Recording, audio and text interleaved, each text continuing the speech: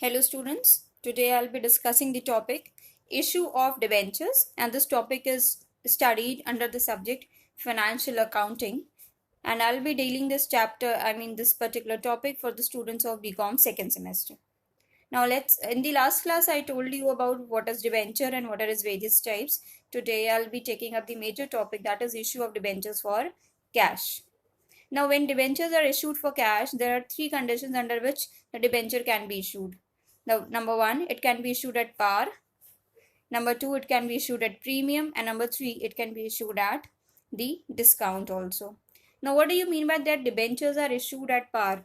Debenture को हम par value पे इशू करते हैं. इसका मतलब क्या होता है? इसका मतलब ये होता है कि जो डिबेंचर्स की जो फेस वैल्यू है और डिबेंचर की जो इशू प्राइस है दोनों बराबर हो जाती है, तो उसको हम कहते हैं debentures are issued at par.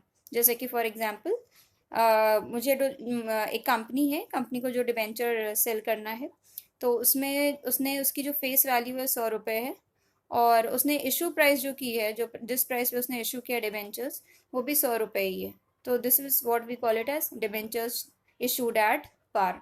ठीक है. Now let us have a look at the journal entries for the record of the issue of debentures. तो सबसे पहले जैसे कि हम लोग ने शेयर्स में जब शेयर्स के इशू के लिए जो हम लोग जर्नल एंट्रीज हम लोग ने जो पढ़ी है, वही जनरल एंट्रीज होती हैं, उसी तरह से होती हैं. थोड़े बहुत इसमें चेंजेस होते हैं. तो let's have a look at the journal entries. सबसे पहले एप्लीकेशन मनी रिसीव होने की जो जर्नल एंट्री होती है, that is bank account debit to debenture application account. ठीक है. फिर डिबेंचर एप्लीकेशन का जो पैसा हमको मिलता है उसको हम लोग कहाँ ट्रांसफर करते हैं? डिबेंचर अकाउंट में. तो नेक्स्ट एंट्री हो जाती है debenture application account debit to debentures account. इसी तरह अलॉटमेंट ड्यू की एंट्री करते हैं, फिर रिसीव की एंट्री करते हैं. तो ड्यू की एंट्री क्या हो जाती है? Debenture allotment account debit to debenture account. और रिसीव की एंट्री क्या हो जाती है? अलॉटमेंट मनी रिसीव होने की, bank account debit to debenture allotment account. फिर अगर आपने फर्स्ट कॉल भी मांगा है तो debenture first call account to debenture account, ये ड्यू की एंट्री हो जाएगी, और रिसीव की एंट्री हो जाएगी bank account debit to debenture first call account. अगर आपने सेकंड कॉल मांगा है तो इसी तरह सेकंड कॉल की भी एंट्री हो जाएगी, और फाइनल कॉल अगर मांगा है तो the same procedure will be going in for the final call as well. Now let's have a look at the question of the debentures issued at par. The question says ABC Limited issued 10,000 12% debentures of rupees 100 each, payable rupees 30 on application, amount on allotment. अब इस question में 10,000 debenture issue किया गया है. किसने issue किया है? ABC limited ने इशू किया है. और डिबेंचर पे कितना इंटरेस्ट दे रहे हैं? 12% दे रहे हैं. पर डिबेंचर इन्होंने क्या प्राइस रखी हुई है इशू की? 100 रुपये. ठीक है. 30 रुपये ये एप्लीकेशन पे मांग रहे हैं, और रिमेनिंग यानी रिमेनिंग कितना हो गया? 70 rupees. 70 rupees they are calling at the time of allotment, right. तो the public applied for 9,000 debentures which were fully allotted and all the relevant allotment money was duly received. Give journal entries in the books of ABC Limited. और public ने कितने debentures के लिए application दिया है? 9,000 debentures के लिए. तो हम जो भी एंट्रीज करेंगे तो उसी पे से करेंगे जितने डिबेंचर्स का हमें एप्लीकेशन मनी रिसीव हो रहा है. इस क्वेश्चन में साथ ही साथ ये भी बोला कि जितना अप्लाई किया गया है डिबेंचर्स वो पूरा अलॉट हो गया है. ठीक है. तो let's have a look at the entries. तो पहली एंट्री क्या हो जाएगी? एप्लीकेशन मनी रिसीव होने की. तो bank account debit to 12% debenture application account. अब हम लोग देखिए इसमें अमाउंट कैसे निकालेंगे.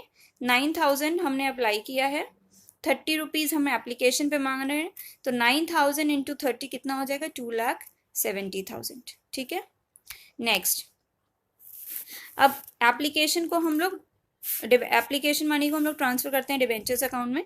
तो नेक्स्ट एंट्री हो जाएगी 12% debenture application account debit to 12% debentures account, 2,70,000. फिर अलॉटमेंट के ड्यू की एंट्री करेंगे, तो 12% debenture allotment account debit to 12% debentures account. Amount कैसे निकालेंगे? 9,000 हमारे डिबेंचर्स हमने अप्लाई किए थे. ठीक है. 70 रुपीज पर डिबेंचर है, 70 रुपीज पर डिबेंचर है, तो 9,000 इंटू 70 कितना हो गया? 6,30,000. इसी तरह अलॉटमेंट का हम लोग निकालेंगे. 12 bank account debit, allotment receive होने की एंट्री क्या हो जाएगी? Bank account debit to 12% debenture allotment account, यानी अलॉटमेंट मनी हमें यहाँ पे मिल गया है विच इज 6,30,000. ठीक है. तो ये तो सिंपल एंट्रीज थी पार वैल्यू की. Now let's have a look when the debentures are issued at discount. Discount का मतलब यहाँ पे जो फेस वैल्यू है और जो इशू प्राइस है उसमें डिफरेंस है। फेस वैल्यू ज़्यादा है और इशू प्राइस कम है। मान लीजिए हमने फेस वैल्यू 100 रुपये रखी है और इशू हम कर रहे हैं उसको 90 रुपीज़ में, तो 10 रुपये हमारा क्या हो गया, डिस्काउंट हो गया। ठीक है, अब let's have a look at the question. TV components limited issue 10,000 12% debentures of ₹100 each at a discount of 5% payable as follows. अब यहाँ पे जो डिबेंचर्स को इशू किया जा रहा है वो डिस्काउंट पे इशू किया जा रहा है। 100 रुपये पर डिबेंचर लिया जा रहा है और कितने डिबेंचर्स इशू किए जा रहे हैं, 10,000 डिबेंचर्स। डिस्काउंट कितना है, 5%। तो 100 रुपये का 5% निकालेंगे तो कितना आएगा, it will come to 5 rupees. तो 5 रुपीज़ आपके क्या है, दिस इज अ डिस्काउंट जो कि आप दे रहे हैं। ठीक है, आगे देखिए। अब इसकी जर्नल एंट्रीज हम लोग कर लेते हैं। अच्छा, एप्लीकेशन पे कितना मांग रहा है, 40 रुपीज़ मांग रहा है और अलॉटमेंट पे 55 rupees. Show the journal entries including those for cash assuming that all the instalments were duly collected. Also show the relevant portion of the balance sheet. इसको मैं दिखाऊंगी कि बैलेंस शीट में कैसे इसको शो करते हैं। तो let's have a look at the journal entries. Application पे 40 रुपये मांग रहा है और अलॉटमेंट पे 55 रुपीज़। ठीक है, तो bank account debit to 12% debenture application account. पहली एंट्री एप्लीकेशन मनी रिसीव होने की, कैसे निकालेंगे, 10,000 हमारे नंबर ऑफ डिबेंचर्स हैं, तो 10,000 इंटू एप्लीकेशन मनी पर डिबेंचर कितना है, 30 रुपीज़। तो 10,000 इंटू 30 हो गया आपका 44 लाख रुपीज़। ठीक है, अब एप्लीकेशन मनी को हम लोग ट्रांसफर करते हैं डिबेंचर अकाउंट में, तो ट्रांसफर की एंट्री कर देंगे। 12% debenture application account debit to 12% debentures account 4 lakh. ठीक है, अब अलॉटमेंट ड्यू हो जाएगा। ठीक है, अब अलॉटमेंट के टाइम पे ही हम लोग discount on issue of debentures की भी एंट्री करते हैं। तो 12% debenture allotment account debit, discount on issue of debentures account debit to 12% debenture account. अब देखिए 55 रुपीज़ अलॉटमेंट पे है, तो 10,000 इंटू 55 कितने हो गया, 5,50,000 हो गया। उसके बाद 5 रुपीज़ डिस्काउंट हम लोग दे रहे हैं, तो 10,000 इंटू 5 कर देंगे तो कितना हो जाएगा, 50,000 डिस्काउंट हो जाएगा। तो टू 12% डिबेंचर्स अकाउंट में कितना चला जाएगा, 6 लाख रुपीज़। ठीक है, अब जब हम रिसीव करेंगे तो कितना रिसीव करेंगे, 50,000 कम रिसीव करेंगे, तो उसकी एंट्री क्या हो जाएगी, bank account debit to 12% debenture allotment account 5,50,000 rupees.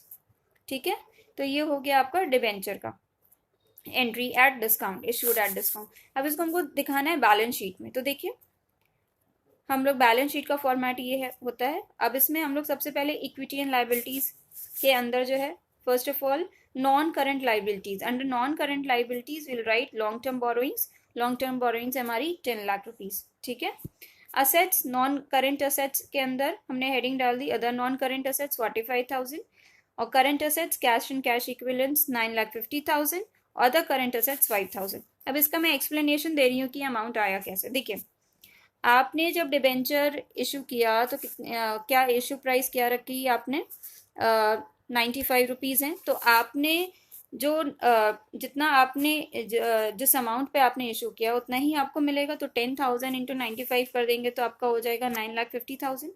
ठीक है, लेकिन आपको लाइबिलिटी जो क्रिएट करनी थी वो कितने की करनी थी, 10,000 इंटू 100 यानी 10 लाख रुपीज़। ठीक है, तो यहाँ पे 10 लाख रुपीज़ आ गया।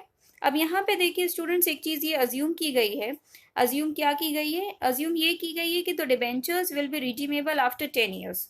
ठीक है, तो देखिए इसके लिए हम लोग नोट्स टू अकाउंट बनाते हैं। नोट्स टू अकाउंट में हम लोग सारा डिटेल लिखते हैं कि हम जो अमाउंट्स लिख रहे हैं वो अमाउंट्स आ कैसे रहे हैं। ठीक है, तो लॉन्ग टर्म बोरोइंग्स देखिए 10,000 12% डिबेंचर्स ऑफ ₹100 ईच, ये आ गया आपका 10 लाख। ठीक है, अब यहाँ पे हम लोग ने ये अज्यूम किया है कि जो डिबेंचर्स हैं वो रिडीमेबल हो रहे हैं 10 ईयर्स पे। तो हमारा जो discount on issue of debentures है वो कितना है, 50,000 है। ये देखिए 50,000 है discount on issue of debentures, it's 50,000 rupees.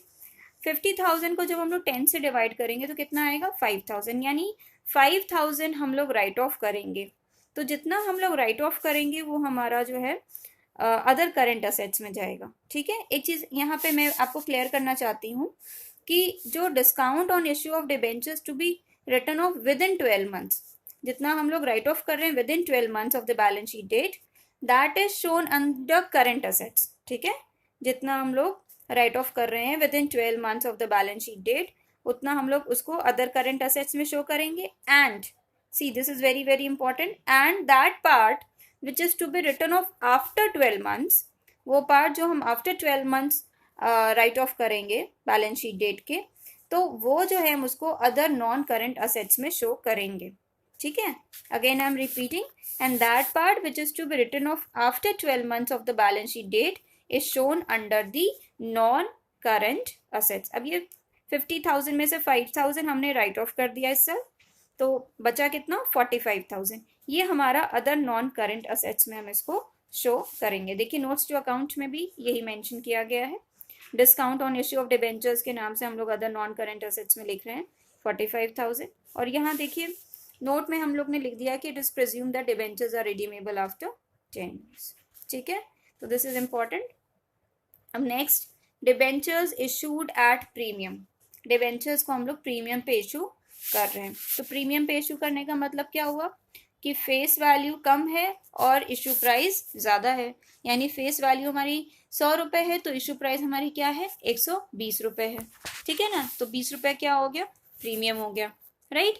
अब देखिए क्वेश्चन क्या है, XYZ industries limited issued 2010% debentures of ₹100 each at a premium of ₹10 पर डिबेंचर. कितना डिबेंचर दे रही है 10 रुपये पर डिबेंचर प्रीमियम दे रही है. पेबल एज फॉलोज, एप्लीकेशन पे 50 रुपये मांग रही है और अलॉटमेंट पे 60 रुपये मांग रही है. ठीक है, यानी अलॉटमेंट में 10 रुपये प्रीमियम का इंक्लूडेड है. Okay, so the debentures were fully subscribed and all money was duly receive. Record the journal entries in the books of the company.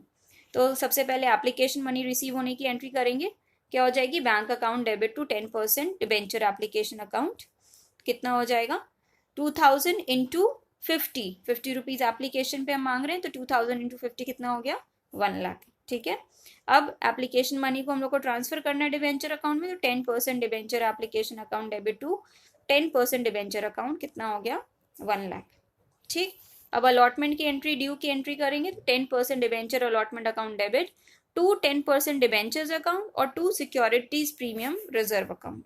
ठीक है, डिबेंचर अकाउंट में 1 लाख जाएगा, सिक्योरिटीज प्रीमियम में कितना जाएगा 2000 इंटू 10 है ना. 2000 डिबेंचर्स इशू कर रही है तो 2000 हो गया आपके नंबर ऑफ डिबेंचर्स इंटू 10.